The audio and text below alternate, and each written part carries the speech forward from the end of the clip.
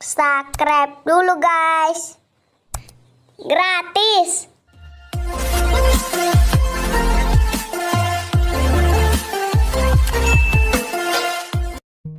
Sejahtera untuk kita semua. Om Swastiastu, Namo Buddhaya, Salam Kebajikan.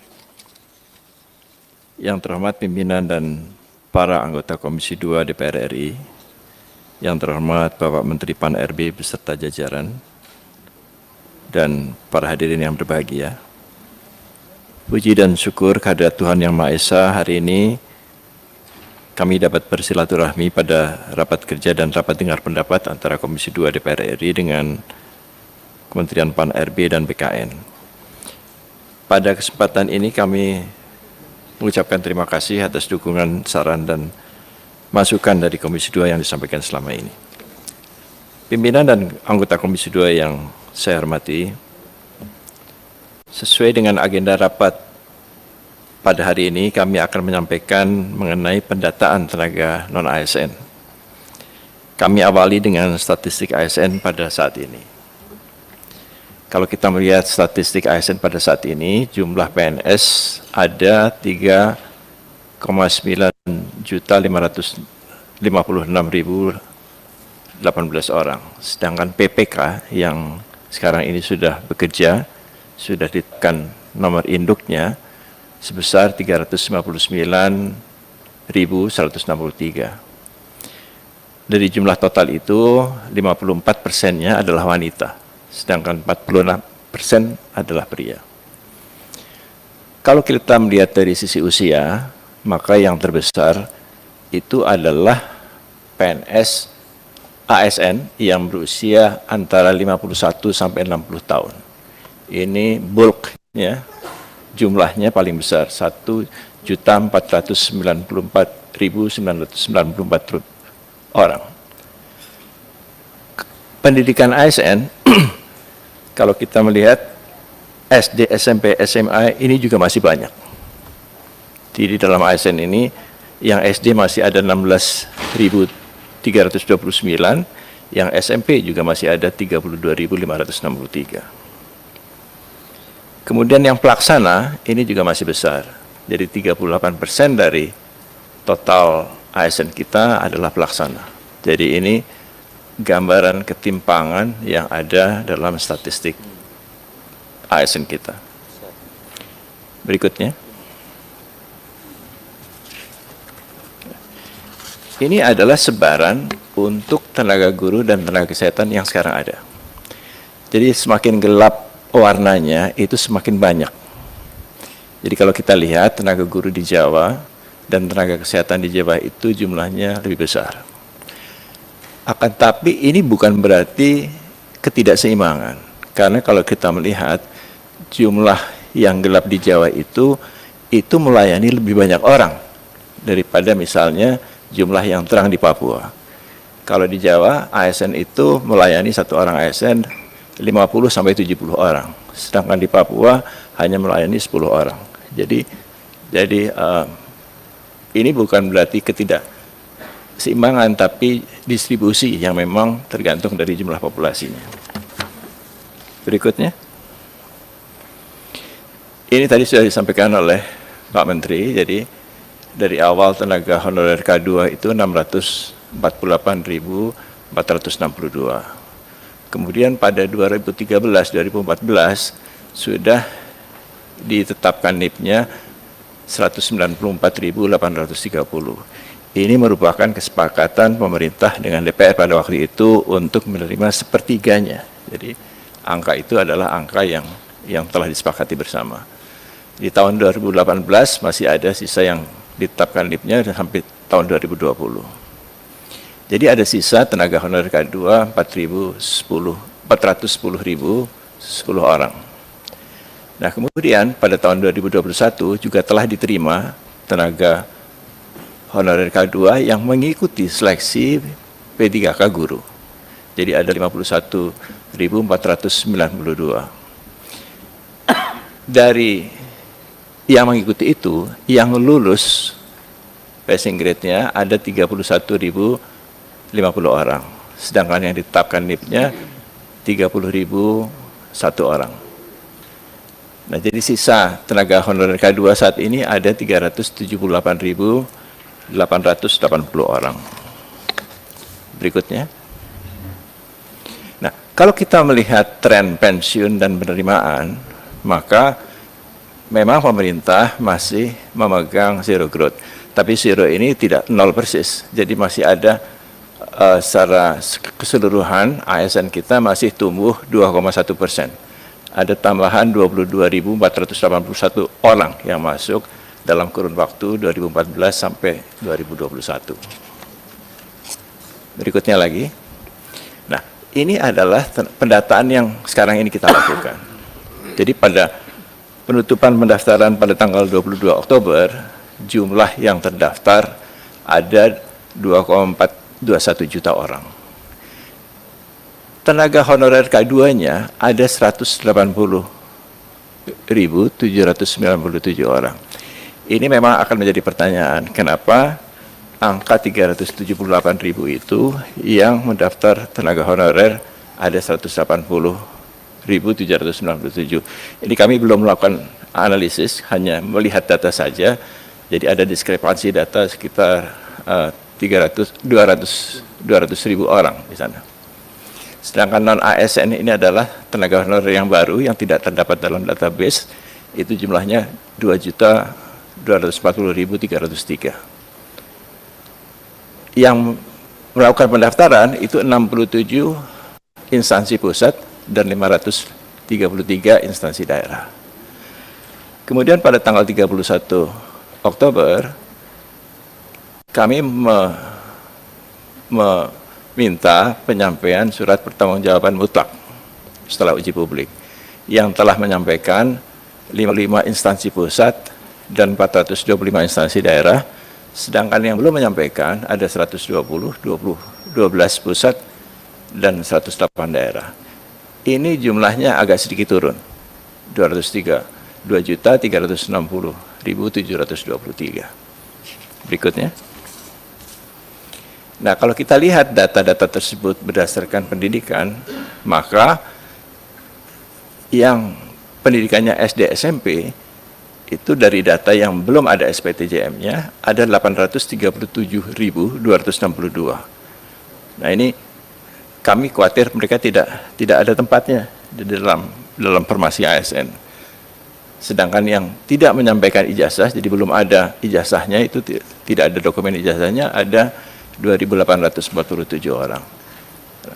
Ini jumlahnya menurun dalam penyampaian SPTJM oleh PPK-nya, pejabat pembina kepegawaiannya. Jadi untuk yang lulusan SD SMP, diploma maupun yang tidak menyampaikan ijazah turun, akan tetapi yang sarjana itu meningkat sedikit. Berikutnya. Nah, kalau berdasarkan instansi ini tadi sudah kami sampaikan, ada total 600 instansi, tapi yang menyampaikan SPTJM itu yang belum ada 120 instansi saja. Berikutnya lagi. Nah, kalau kita kelompokkan berdasarkan jabatan, maka jabatan untuk administrasi dan teknis ini masih besar jumlahnya. Ada 651.145 untuk teknis dan 747.869 untuk administrasi. Yang atas dan yang bawah ini, yang atas belum ada SPTJM-nya, yang bawah sudah ada SPTJM-nya. Jadi berubah turun sedikit, tidak begitu banyak. Berikutnya lagi. Kalau kita lihat dari breakdown berdasarkan tenaga honorer K2 dan non-ASN, maka untuk pendidik itu yang masuk kategori tenaga honorer K2 ada 45.604, sedangkan yang non-ASN ada 686.858. Tenaga kesehatan ini yang tenaga honorer K2 ada 2.111, yang non-ASN ini tenaga honorer yang baru, yang non-ASN itu adalah 203.188.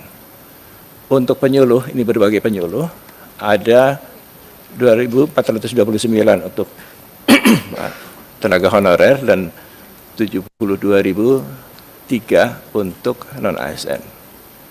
Sedangkan teknis administrasi ini masih paling besar jumlahnya.